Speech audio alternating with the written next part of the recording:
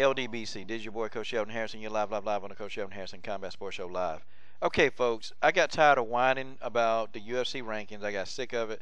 And I got tired of whining about Sherdog and ESPN. So what the coach did was the coach made up his own damn ranking system, baby. And that's just how it is, okay?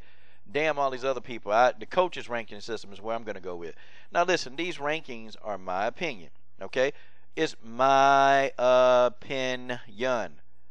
So please don't get caught all up in your emotions and your feelings and all of this other stuff, y'all. Okay? Don't get caught. Listen, it's just my opinion.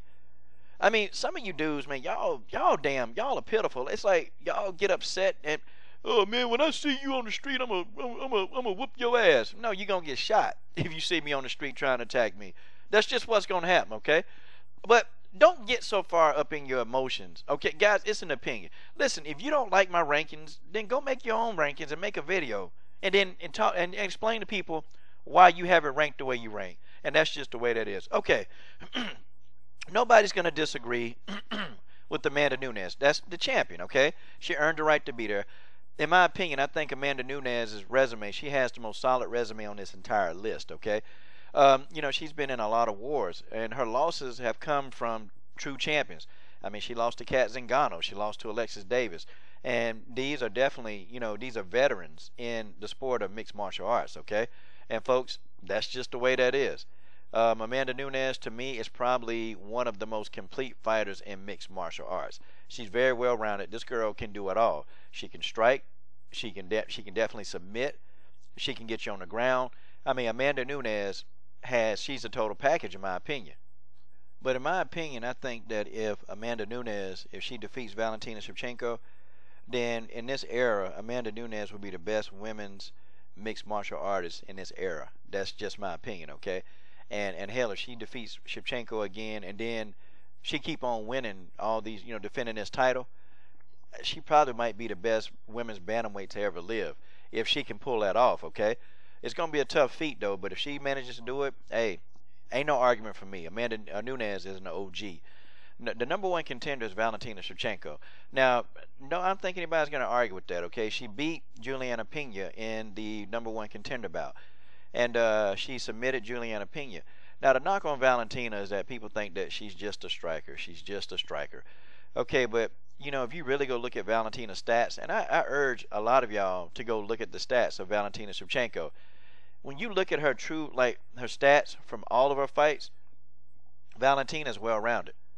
Very well-rounded. And she's good in multiple areas. And that's why she's very, very hard to beat. Because when you think you got on the ground, you're grounding and pounding her, well, you know, keeping on the ground is one thing because it's hard to keep on the ground. Valentina is what I call a squirmer. You know, when you get them on the ground, they're constantly moving. They just don't lay there and think about a way. Valentina squirms. And she gets fidgety and she starts rolling around on that ground. And it's hard to keep Valentina Shevchenko on the ground. It just is, okay? She's well-rounded. You know, she can submit, which she showed you guys in her last fight that she knows how to submit. And she submitted Juliana. So Valentina is a well-rounded fighter. And the matchup between her and Amanda Nunez definitely is going to prove who is the best in the bantamweight division. So I have Valentina Shevchenko, the number one ranked contender. My number two ranked contender, okay? It's not Juliana Pina like the UFC had. My number two ranked contender is Raquel Pennington. Raquel Pennington, she's on a 4-fight win streak, okay? She's doing her damn thing. You know, Raquel Pennington has had some losses. But a lot of those losses that she had, a lot of those fights, they could have went either way. 3 of those fights, in my opinion, they were split decision that I thought Raquel Pennington won those fights. I mean, Raquel, too, is on the no-love list. She just is. For a long time, this woman was ranked like low, and I'm like, what the hell? What else does Raquel Pennington have to do to be ranked in the top 5? And so now they had her ranked at number 4, the UFC did, and I'm like, what the hell? How the hell is Ronda Rousey still ranked ahead of Raquel Pennington? But we all know the answer to that. It's a money thing. It's a money thing because people, they're going to justify, if Ronda Rousey comes back, they're going to justify her somehow getting into another damn title fight. We know what the hell it is. You know what? Ronda Rousey ain't on this damn list. You can count on that. All right, my number 3 ranked opponent is Juliana Pena. I did not think that Juliana deserved to go that far down the ranking for losing to Valentina Shevchenko. Um, a Juliana Pena win for Shevchenko was huge. And if Pena could have beat Shevchenko, it would have been huge. This is the first fight that Juliana lost while she was in the UFC. So first fight she's ever lost in the UFC.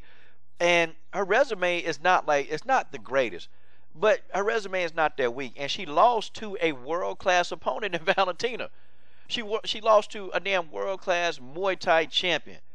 I'm talking about, like, when you look at who she lost to, okay, it tells you a story. And I don't think Juliana Pena should be dropped down way in the rankings for losing to Valentina Shevchenko.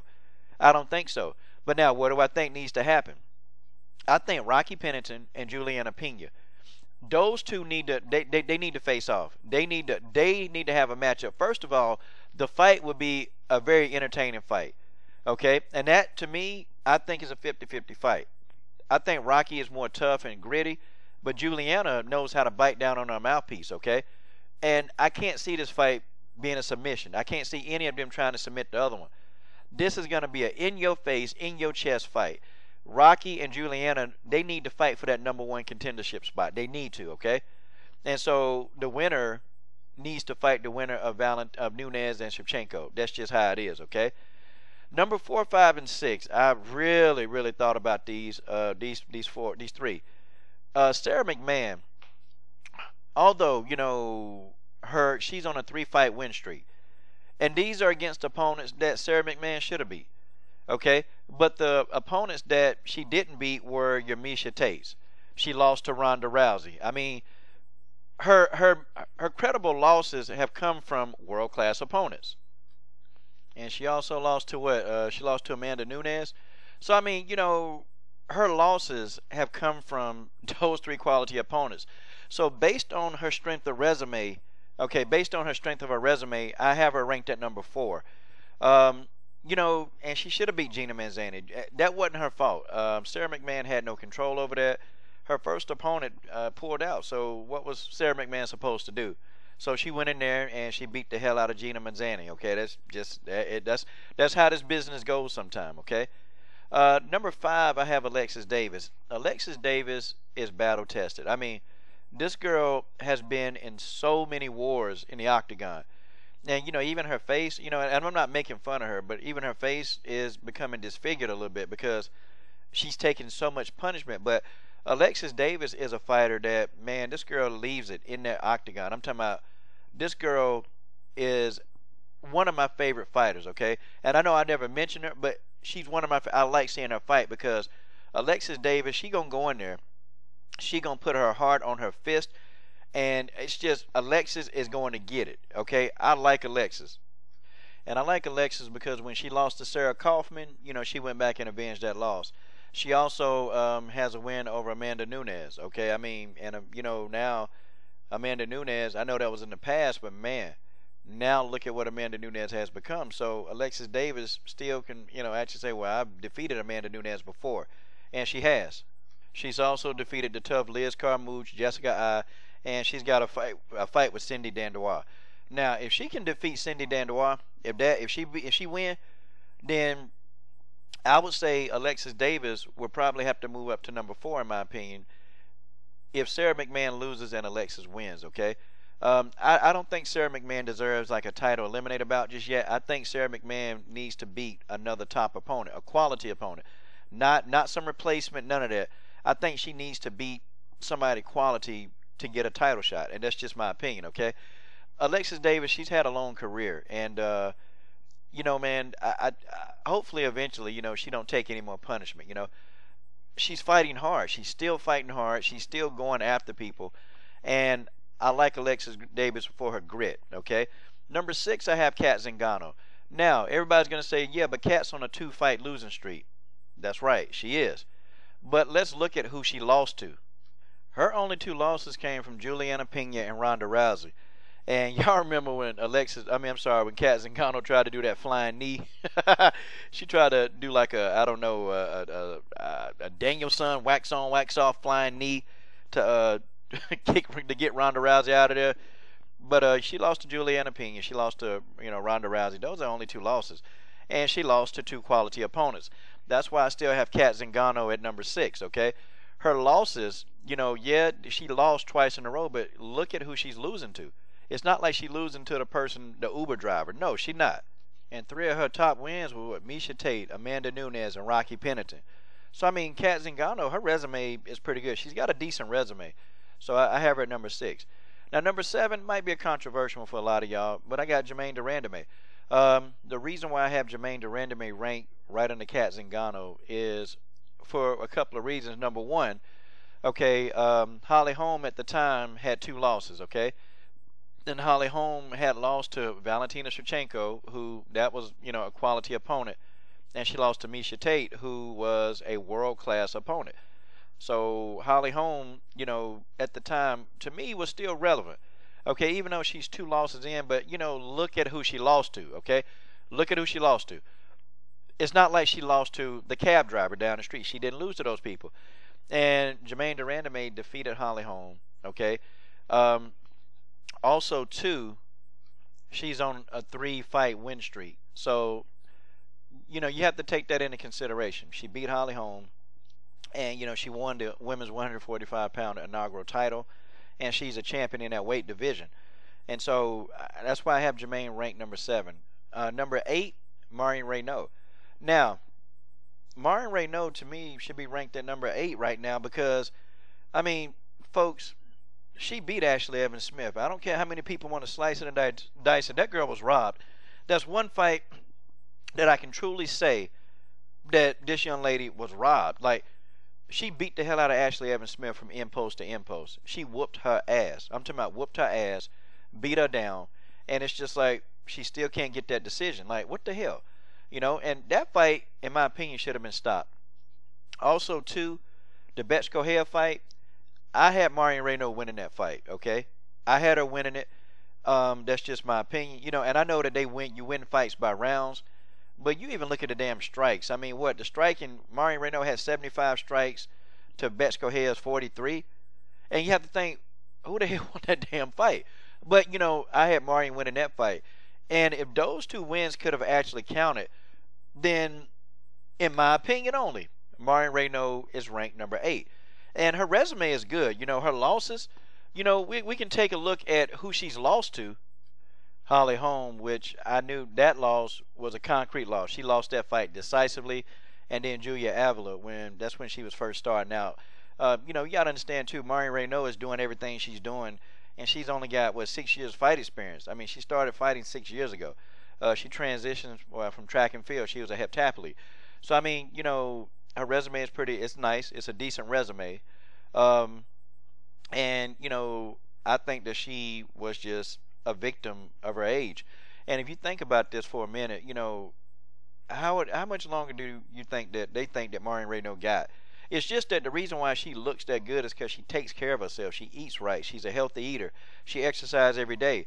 So she's 39, but she's looking like she's still like 29 and 30. I mean, she looks young because she takes care of herself. And I don't think a lot of times, a person should be judged on her age. Like, they even cut her from The Ultimate Fighter. They cut her from that because of her age, And I'm like, well, damn, are you serious? But she's hanging right in there with these guys, and she's doing a good job. I just think she was, robbed a few times. Okay, number 9 is Holly Holm. Yes, I don't think Holly Holm should be completely dismissed from the top 10. I mean, look at who the hell beat Holly Holm. You got Miesha Tate, a world-class wrestler. Okay, you got Valentina Shevchenko, world-class Muay Thai champion, one of the best all-around fighters in the sport. And then you got Germaine de Randamie, a world-class Muay Thai champion. You got these type fighters that's beating Holly Holm. You don't have the Uber driver beating Holly Holm. That's not who beating Holly Holm. Not the damn Uber driver, not the bums. Holly Holm is getting beat by quality opposition that's on her level and above. So, yeah, she's 3 out, but look at who she beat. See, you can say, well, this fighter got a bunch of wins. Yeah, against who? Who are the wins against? There's some fighters that's ranked well below Holly Holm that's got like 6 wins. But when you look at who they beaten, you don't even know who the hell these people are. And finally, number 10, I got Bethe Correia. Okay, I have Betchko here ranked number 10. I think her resume is probably the weakest resume out of this 10. She got knocked out by Ronda Rousey. I mean, good grief, man. And you know, and at the time, people didn't know. Like, okay, I'll give you this. Ronda Rousey is a strong ass woman, and I'm gonna say it. If she hit anybody clean in the face, they probably gonna get dropped. Okay, and Ronda Rousey not even like a striker. She ain't even nowhere near a striker. But I mean, you know, she a big girl and she put her weight behind those punches. Yeah, she knocked Betch ass out. And you know, she had an opportunity to redeem herself against Raquel Pennington, but Raquel Pennington whooped that ass. Okay, that's just how it is. She got her ass whooped by Raquel Pennington. Now she got a couple other names like Julie Kedzie and those names, but you know, all in all, you know, I think she don't deserve to be ranked that heavy. And then, in my opinion, y'all can argue, yeah, but Mario Reno, coach. Stop it. I think Mario won that fight. But guys, this is the Coach Shelton Harrison Bantam ranking systems. Alright, tell me what you think. This is your boy Coach Shelton Harrison. I'm done. What are you waiting on? Subscribe to the best women's MMA platform on YouTube.